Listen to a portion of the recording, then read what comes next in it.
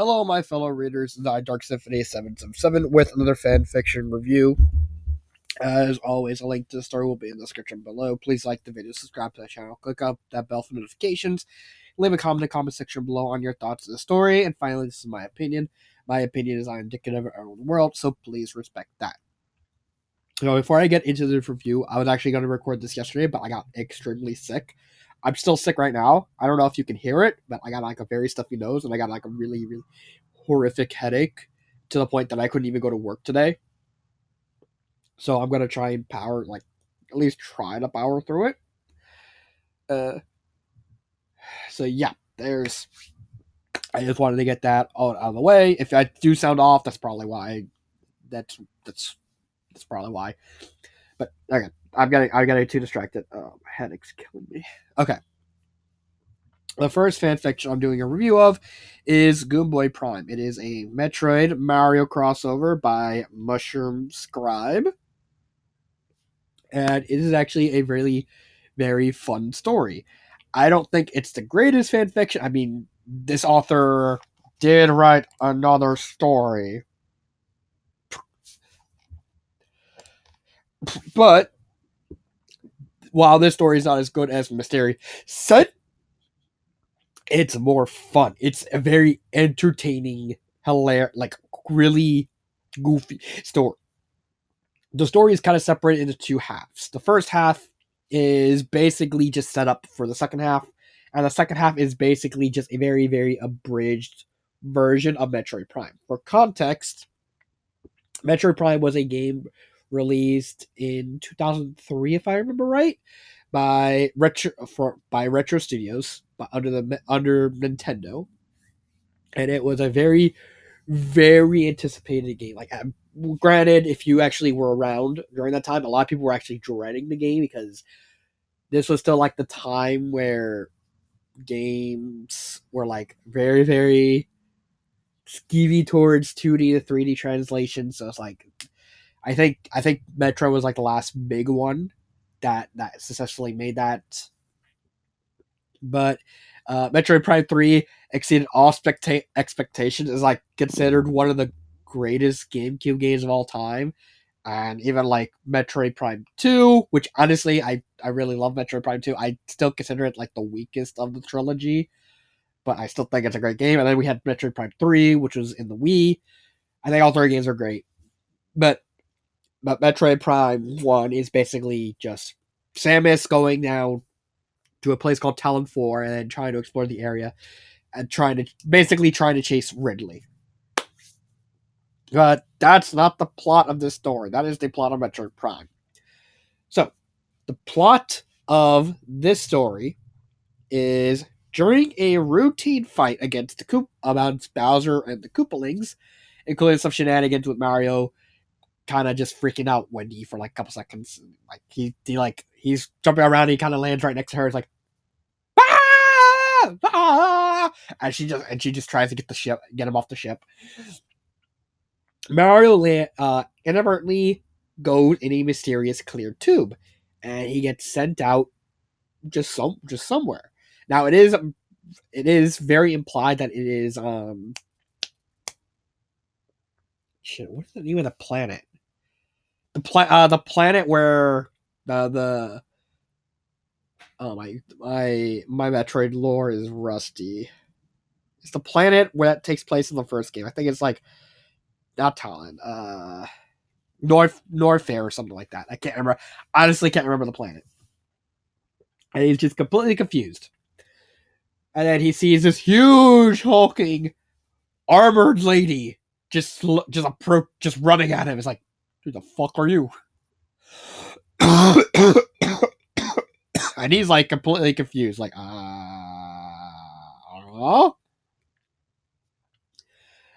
Then the mysterious person picks him up. You know, if you want to get out, you gotta follow me. And basically, they get out. They get into the mysterious being ship, and they get out before the planet blows up.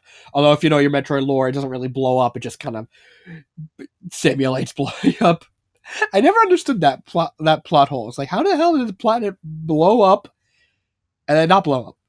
I don't get that. I don't get that. Anyway, the suit. The lady in the suit eventually takes off her helmet, and Mario's, he's like talking, and he sees the face, like he's like, Wendy, and he's just completely caught off guard because, oh look, it's an adult Wendy, except not really. This chick is called Wendis Oran. This is, and this I have to say is actually really creative. Instead of going like, oh, Mario meets Samus, it's Mario meets a fusion of Samus and Wendy, and you just get like, you just take Wendy, you take off her shell, you take it, kind of stretch her, you kind of stretch her to like 6 feet, like as tall as Mario. Mario's like normal height. He's like six, like what, like 6 feet. He's like, yes, because I know Samus is like really, really fucking tall, so it's like, you gotta kind of make Mario the same height and stuff like that. Um, and give Wendy like a more athletic build. Like you don't make her punchy. You don't make her what she canonically looks like. You make her like a brick house. Like like the abs and the biceps and stuff like that. She's buff as fuck. And she's like, why do you look like the leader of the Space Plimmers, Dr. Marius? He's like, ooh. And then we get a whole bunch of shenanigans where Mario gets sent to jail, and Mario's like, he's just, instead of like being indignant or it's like, or angry, he's like completely confused about the whole thing. It's like, I don't know who this Dr. Morris is. Like, who the fuck? It's like, you're Dr. Morris. It's like, no, I'm not. It's like, yes, you are. You have the outfit. I mean, this is what plumbers were. It's like, you're admitting you're a plumber. It's like, no, I'm not. What? Huh? Huh? And he like even gets like Space Luigi to help him out as his lawyer. It's like, just honestly, just picture that idea: Space Luigi, intergalactic lawyer, da-da-da. And his girlfriend, Space Daisy, intergalactic businesswoman, da-da. And we get this whole shenanigans where it's like, oh, it's revealed that he's not Mario because there's so many. He's not Morris, and it's just someone who looks a lot like him. And then he runs into the Emperor of the Space, which is Space Peach. Is like, oh no, she's not Peach. She's Peacha. Right. Right. Totally not a Star Wars reference. Are we sure this is not just red? Are we sure we're not going to get Darth uh Darth Vaulful somewhere in the game, somewhere in the story? Nah. So they're trying to figure out how the hell Mario even showed up. I actually like that about the story. Is like a big part of the plot is the fact that Mario doesn't even know how he got here, or even like what is the relationship between this world and the Mushroom Kingdom, because they actually throw out some different theories like time travel, interdimensional. Spoiler: it's interdimensional wormhole sort of thing. And they don't even like, they're trying to figure out how to get him there. They eventually meet Gad, like of Gad Space Labs, and he's like, oh, I have the tech to be able to get you home. I just need like actual evidence and materials to better trace it, and like time. It's like, oh, I have a coin and I got a firefly. It's like, that'll do. And so they decide. So to pass the time, Mario decides to ask Gad. It's like, what was never actually revealed is like more revealed after the fact, where like Wendis is like waiting for like Mario to like go, like to get on the ship so that way he can go. So it's like I had to kind of deal with him. So it's like, what are you wearing? And he's like, Mario is like in a fucking Mario suit. It's like, it's so hilarious. It's like, what? They replicated my suit. Yes. I'm gonna kill Gad. Like, no, no, no, no, no, no, no, no, no. Why? Why? Because I asked him if he like give me something to protect you. It's like, oh, he gave me the suit specifically to kind of test out a project. It's like, oh, if he lets me wear the suit and test it out on like a single mission. Uh, uh he'll pay off your debt. Because this Wendy's like kind of poor. So she's kind of like, fuck, I gotta take him. Because poor or rich or like making ends meet. Poor making ends meet. I'll take making ends meet. Then they go across the frigate Orpheon. I don't know. It's never revealed what the actual name of it is in this universe. I'm just gonna call it Orpheon because that's what it's called in Metro Prime. They run into not Ridley but Birdley. Basically, if you want to know what Birdley looks like, picture okay, one second. Picture this thing. This thing, but pink, and its head looks like a birdo. And the big circular mouth is like lined with teeth. That's basically Birdley. And of course, we get the rest of the story is just them going through like a very abridged version of Metroid Prime, where they go across the biomes and they try to chase Birdley because Wendy is like very obsessed with finding Birdley because Birdley killed her mother. In this version of events, Birdley actually didn't kill. In this version of the Metroid world, or Metroid as quote unquote, didn't kill the father. But in canon, Ridley actually just literally just killed both parents. It's like, yeah, I'm just gonna, and then just spent like every time they made up, it's like, hey, remember that time I killed your parents? Eh, you're gonna die now. You know I always come back. No, you don't. Oh crap! Now I'm a ghost.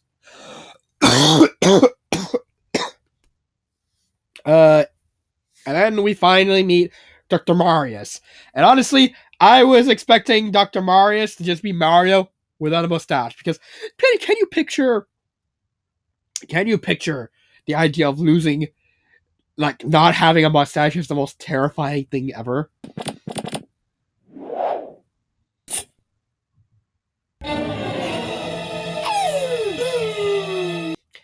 And then of course the finale of the story has Mario getting the portal open because God managed to, trace the fire flower to the mushroom kingdom. He didn't use the coin. It's like, you can have the coin back. It's like he gives it to Peach because apparently partway through the story, he kind of joins them on Wendy's because on Talon because she's kind of like infatuated with Mario. It's like Mario of Brooklyn. It's like, oh, Brooklyn stuff. I give you this coin. Yay! So anyway, they open the portal, and they're in the middle. They witness an invasion of Bowser on the Mushroom Kingdom, because it's like, they know I'm not gone. And Wendy's like, how long can you keep that portal open? It's like, keep it open an hour, maybe. An hour is what I need. So basically, Mario shows up. It's like because everyone's thought he's been dead for like Bowser thought he's been dead for like a week. He's like, haha, he's dead. And all the Koopa Leaves are like, ha ha ha ha ha. And then Mario shows up like, who said I was dead? It's like,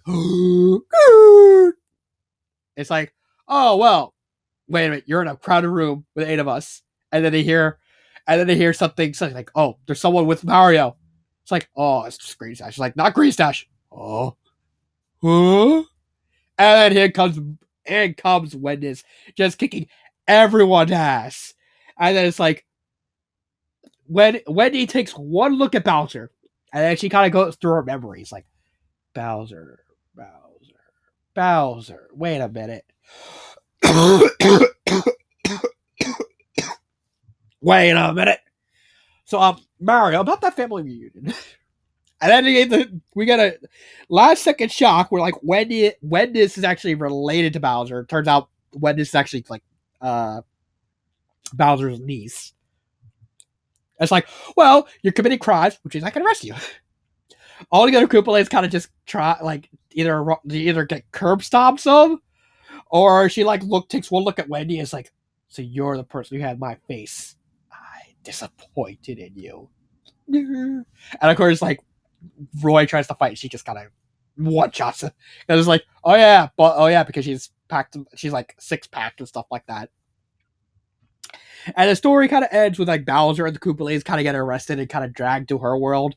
All Bowser's in jail, but somehow escapes. All the Koopalings are in like an adoption agency, except for Ludwig. He actually is working for Gad. And Wendice is like even gives Mario like a bounty license. Like, oh, if you wanna come back and hang out with me, it's like there you go. You know, yeah. And even like contemplates getting like a job in reference to Metroid 2 because Prime takes place between Metroid 1 and Metroid 2. They're kind of like, huh, I'm gonna be killing a bunch of Goomboids. Maybe I should ask him to come along. Yeah, but that's it's not perfect plot because my mind's still kind of not in the clear, but it's as best as I could think of like the circumstances. I like the plot. I think it is a very interesting take on the Metroid formula, being a more very like a more Mario centric Metroid plot. Like you have the base Metroid ideas, but then you have you twist them and like you give them like a Mario twist where like they're more inherently goofy and comedic and stuff like that. It makes a neat combination of serious and comedic at the same time. I think the author nailed perfectly. uh, and the best thing about this is the dynamic between Wendice and Mario. They are certainly a very, very good dynamic. They're actually a passe of one of the most iconic character dynamics in storytelling ever, and that is the funny man and the straight. No, wait, the funny guy and the straight man. Atypically, Mario is actually the funny guy in this situation, with Wendy's being the straight man. So, for those of you who don't know what so the funny guy and straight man dynamic is honestly, if you've seen the dynamic work, it worked. It's timeless. It's something that has never gotten old. It's something never get old, and it's something that honestly is not getting old. It's a timeless dynamic. So basically, the dynamic involves two people. One is the funny guy who usually offers very entertaining quips, very sarcastic snarks, and is overall more goofy and uninitiated. While the straight man is usually the one that honestly bounces off the funny guy, and then to basically act like something very serious. And that's basically the dynamic of these two. Mario constantly cracks jokes. He constantly makes fun of everything. He thinks things very lightly. While on the other side, Wendice actually takes things super seriously because of her job and because she's more hardened, and she knows how like cracking a joke. And also part of her character is the fact that she's like very, very isolated from everyone because she refuses to like have anyone get close to her. Mario was like the first person to actually get like close to her, to the point where like a big part of the story and her character is the fact that she openly admits that she calls Mario family. So it plays a big part in the story because the whole funny guy and straight man dynamic is they play off each other. They have to play off each other. It's something that if they go by themselves, they wouldn't really work as nearly as good. Or in the case of the funny guy, would honestly just be very, very annoying. But dynamic as a duo is very well thought out. Like you have Mario constantly cracking jokes, and then Wendy's kind of just turning around, acting like very serious, and kind of like saying, "Oh, you want to go there? Oh, you make one more word, and I will rip that mustache off your face." Nope, no, what? Not one word. Not one word. Not one word. It's like you make a quote about my morph balls. It's gonna be even worse. Good.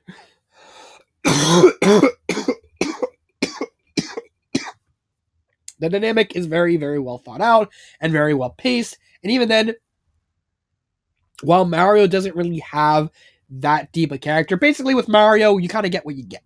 It doesn't really have a lot of depth to him because honestly, he's Mario.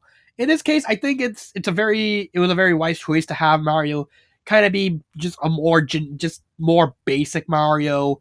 Besides the whole comedic element to him, usually when he's part of a funny guy straight man dynamic, he's usually the straight man to Luigi's shenanigans. So it's actually pretty refreshing to see him be the funny guy for this story.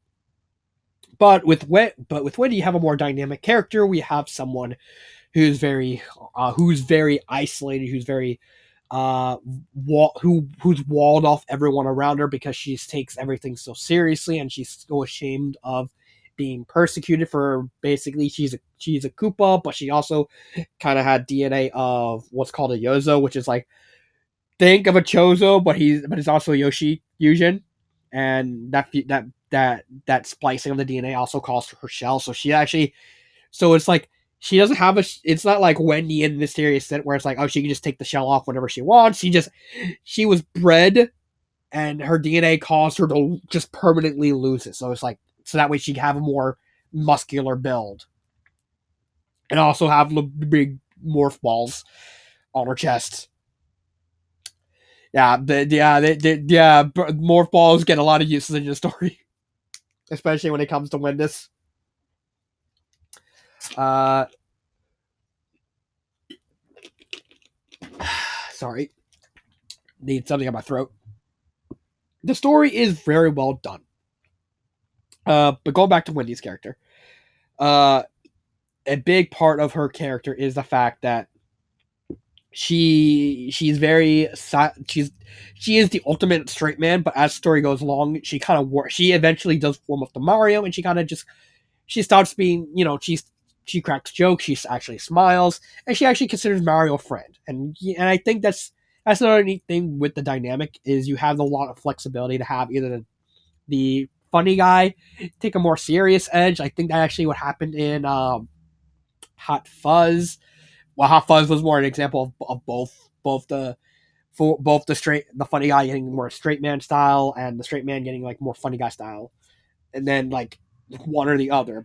But this is an example of straight man getting a more funny guy edge, and the way they interact with each other is actually honestly pretty funny. They also have like there's also a lot of meaning where Wendis is kind of trying to push Mario away several times, and he just keeps worming himself in because it's like, oh come on, it ain't Mario without the helping of people. That work? No. Come on.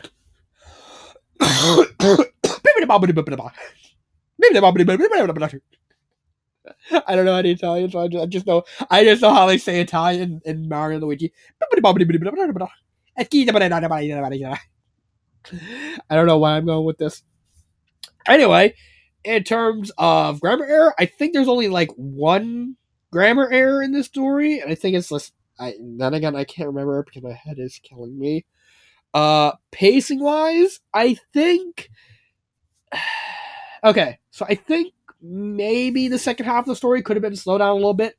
I get you wanted to go for an abridged idea, like focusing more on the dynamic between uh, Mario and Wendy, and then eventually Mario, Wendy, and Peach. Peach, do it. Peach Routine. I completely forgot her full name is Peach Routine. Oh look, I I am now picturing Peach in like a Sith cloak saying unlimited power. Unlimited mushrooms. Wah! And I just shooting force lightning out from her fingers. She's killing Daisy. Like, ah! uh, but I understand, going back to the pacing, I understand, the reason why. But I still think it would have been done. I still think the second half could have been done better by slowing down the pacing, kind of showing off more of the world because we didn't really get much of Talon. Like Talon was honestly the only exploration factor of it was so shafted. Plus we got plus we got like Dardius got shafted. Like they go to like the overworld, they go to the Chosen Ruins, they kind of curb stomp the Flarga. He's like which is like a piranha plant. And he's like only like there for like a couple of sentences, and he's kind of gone. And then they just completely skip over Thardius. It's like, where my big Rocky boy? I get probably why is they couldn't really the author probably couldn't figure out a way to figure out like a Mario enemy just kind of incorporated into Thardius, but Thardius was literally just a rock. Like you honestly could have kept Thardius as is, and he would have fit. Like that's kind of surprising, and of course, after all, you kept like the space pirates kind of as is. They just called them the space plumbers. So just picture like the space pirates, but they're wearing like overalls. So goofy. Uh, favorite part? Honestly, just Wendy just kind of showing up at the Wendy showed up at the end, and just telling off Bowser and the Koopalings for being like, "You give a bad name to Koopas everywhere," and then just completely just wreck just like intimidating Bowser. Like, okay, and just having to arrest them. But I also like the dynamic between Wendy and Mario. I think that's a really good dynamic. Anything I would have changed? Honestly, outside of maybe extending the whole Talon sequence, I wouldn't change anything. Like, and even then, the whole extending the second half of the story is like very, very nebulous because like, how would you extend it? Like, there's so many different ways you can extend it. Of course, you probably have to throw in the Thardius boss because like, eh, would you really put Thardius in there? Probably not. Maybe maybe add some more elements. Who knows? I mean, there was a lot of potential like them traversing the world. Maybe explore more of the Chosen Road because the Chosen Road is like completely just shafted. It's in favor of Phaedra and Magmor, and also the Phazon mines. But that's just very like this just that's honestly the best I could think of. There's all like I said, there's honestly a million different ways you could do this. Ugh. Uh, but yeah, that is Goomboid Prime. Let's get to the second story. Unacceptable, but I anticipate this is a rewrite fan fiction. And honestly, holy fucking shit. This fan fiction is amazing. Now, if you don't know who Anticipate is, last year I did a Neptunia fan fiction called Blanked Out, ran by the same author. He actually suggested I read this one and an Angel Beats fan fiction. I haven't got to the Angel Beats one yet, but I want to. I did have like my whole roulette wheel up, and I did get this one. So I figured I want to do this one. Holy fucking shit! Was this story good? Honestly, here's the thing. Okay, so here's the thing with this story and the Angel Beats one specifically. Anticipate told me ahead of time that these stories need context. So with Blanked Out, you don't need that much context because all you really need is to know who Blonde is. That's really all. That's really all you need to know. But with this story, you need to know the game rewrite, which I actually never even heard of until I looked it up. I saw the people who made it, and it's like, oh, that's done by the people who make Clannad. Oh, dang, that's kind of sad because I didn't even know rewrite, but I can't think of anyone who doesn't know Clannad. It's arguably like one of the most famous visual novels ever. Yeah, I'm pretty sure because I know Clannad actually got like an animated adaptation, and it was like insanely popular too. So yeah, it's like fuck. Like even I knew about Clannad. So anyway, back to this. So not only do you need to know about, you don't need to know about a specific character. No, you need to know about the bulk of the story as well as a specific route. Because I haven't played Clannad. I'm going off my knowledge of Clannad. I know Clannad is like a very, very complex visual novel. That's why it became so massively famous, because just how many routes there were, and how many diversions there are, and how one choice like in the beginning can impact like very very far in the game. It's such a it was such a massively complex story and complex visual novel, and I have to say that that Rewind's probably on the same premise. Like it's immensely immensely complex. So I'm going by that. Okay, okay. So what's the plot? Here's the thing. I don't know what the plot is, because you need to know the context to know the plots. There is stuff that happens in this story. Very, very well written, very good stuff. But this is a case where, unlike other situations where where you need to know like the game or the genre or whatever to know like what's like specifically what's going on. No, you need to know this whole game and a specific route to understand anything of what's going on, to the point where it's very hard to figure out what the plot is. I can kind of guess at it. So the plot involves what was his name? Kotaro spending his days with the what was the ORS. I'm actually looking at the page because I actually had trying to remember the details of like the names and stuff. Kotaru is hanging out with the ORS, and they're basically just trying to go through everything a day at a time. Kotaru basically he wanted everyone in the RS to kind of survive, so he kind of is sticking to this route, and he's trying to see where it leads and trying not let anyone die or anything like that. And he's completely fine with like being miserable and all that stuff, because this is the one where everyone is alive. Like the people who he cares about are alive, and it doesn't matter which one he does.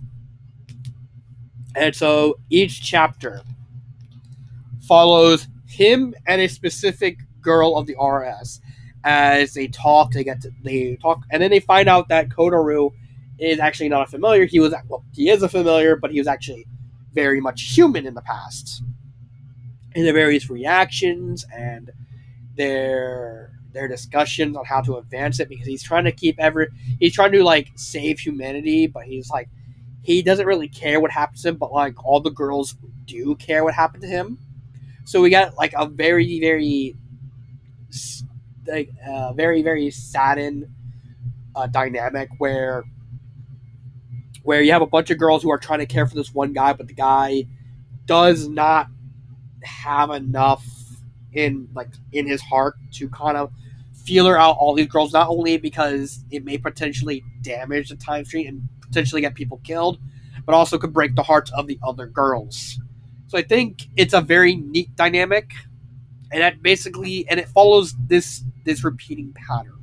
Again, this is something that I need to know the terror route to even remotely understand. and but even I can deny the way everything is structured, from the characters to the chapter structure to wherever how everyone behaves, how everyone reacts, even to the touch of the story being in first person, emulate the fact that the fact that Kotaro is basically the playable character nerd, right? So technically, like the character you're supposed to follow, it's a lot of very detailed work that is so over the top that it's completely uh, profound that the author went through all this work. And honestly, this author went above and beyond this whole thing. Care, the story does eventually end in like a little cliffhanger where all the girls they decided it's like we do want to help you kind of save humanity, but you can't do it if you're constantly like shoving us away because you're so worried about the other girls having their hearts broken, the other girls getting hurt. You need to pick. You need to pick one. And of course, the last chapter actually has a little selection where you can choose which girl you want him to pick, and you just gotta read that in like a little epilogue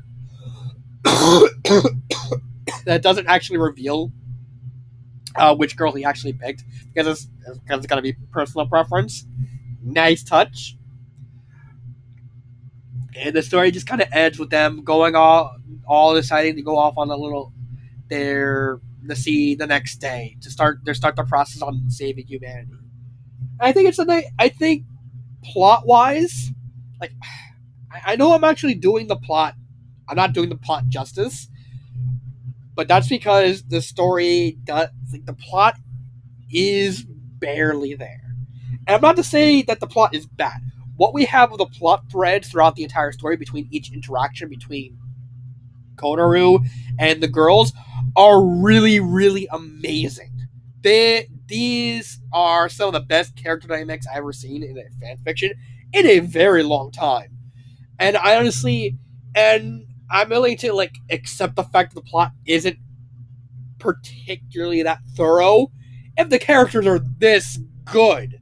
Let's not talk about let's not beat around the bush. The characters are what made this story. Yeah, you have because the characters are all named by the last names.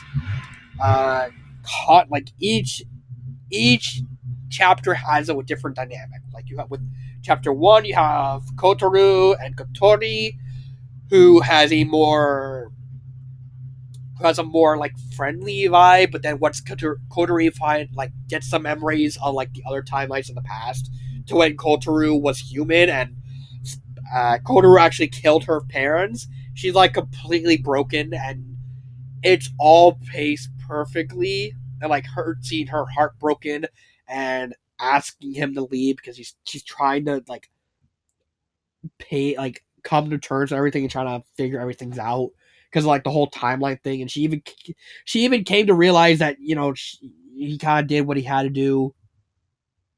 I don't know the context behind that, and the author wants to correct me on that, on like flesh out some details. I would really appreciate it because I'm probably gonna need them.